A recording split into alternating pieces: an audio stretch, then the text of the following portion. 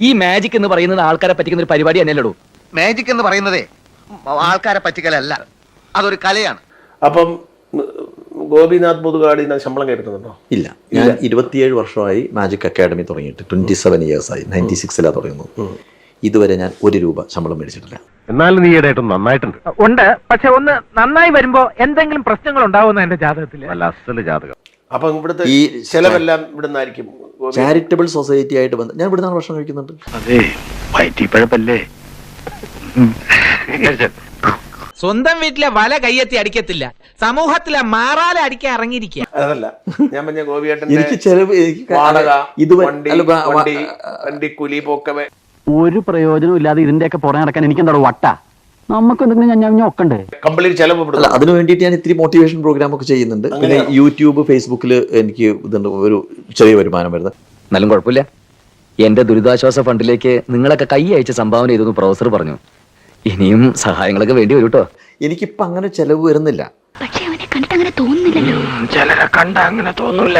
കാരണം എന്റെ വൈഫിനോ എനിക്കോ മോനോ ഒന്നും ഇതുവരെ അങ്ങനത്തെ കാര്യമായിട്ടുള്ള അസുഖങ്ങളോ പ്രശ്നങ്ങളോ വന്നിട്ടില്ല.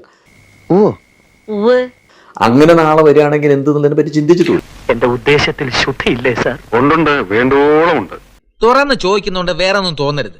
അല്ല, ഇപ്പൊ ഗോപിയേട്ടന്റെ വരുമാനം എന്താ? പേഴ്സണൽ, ഇത് സ്ഥാപനം മാറ്റി ഗോപിയേട്ടന്റെ വരുമാനം എന്താണ്? അല്ല, ഇതുകൊണ്ടെന്താ മെച്ചം? എന്റെ വരുമാനം ഞാൻ അതാ മോട്ടിവേഷൻ പ്രോഗ്രാമിന് പോകുന്ന സമയത്തൊക്കെ പൈസ കിട്ടും. അതും ഞാൻ ചിലതൊക്കെ ഈ സൊസൈറ്റിയിലേക്ക് കൊടുക്കാൻ വേണ്ടിയിട്ടാണ് പറയുന്നത്.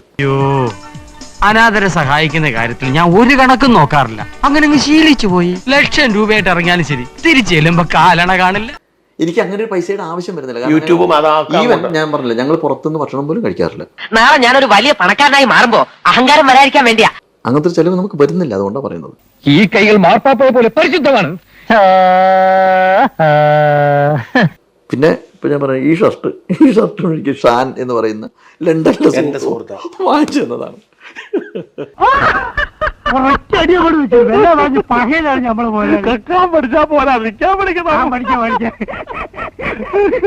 അല്ല, അപ്പൊ ഞാൻ ചോദിക്കേണ്ടത് കാര്യമായിട്ട് ചെലവ് എന്തിനാ? അപ്പൊ പേഴ്സണൽ ഇൻകം എന്ന് പറഞ്ഞ സാരം ഇല്ല. അങ്ങനെ ഇങ്ങനെ ഇല്ല എന്ന് പറഞ്ഞാൽ ഇത്തരം പ്രോഗ്രാമിന് പോണ സമയത്ത് പൈസ കിട്ടും. കുറച്ചുണ്ട്.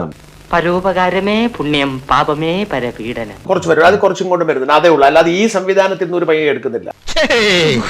ഈശ്വരനാണ് സത്യം. ഞാൻ പറയുന്ന കള്ളമാണെങ്കിലേ, കള്ളമാണെങ്കിൽ സാറ് ചത്തുപോട്ട്. ഈ സംഭാവന തരുന്ന ഒരു പൈസ പോലും എടുത്തിട്ടില്ല.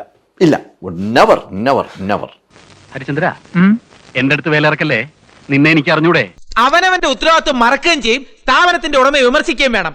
അങ്ങനെ ഇപ്പൊ വല്ലവന്റെ ചെലവിൽ വിപ്ലവം ഉണ്ടാക്കാൻ ഞാൻ സമ്മതിക്കത്തില്ല. ആരും കള്ളന്മാരായി ജനിക്കുന്നില്ല കുട്ടപ്പ.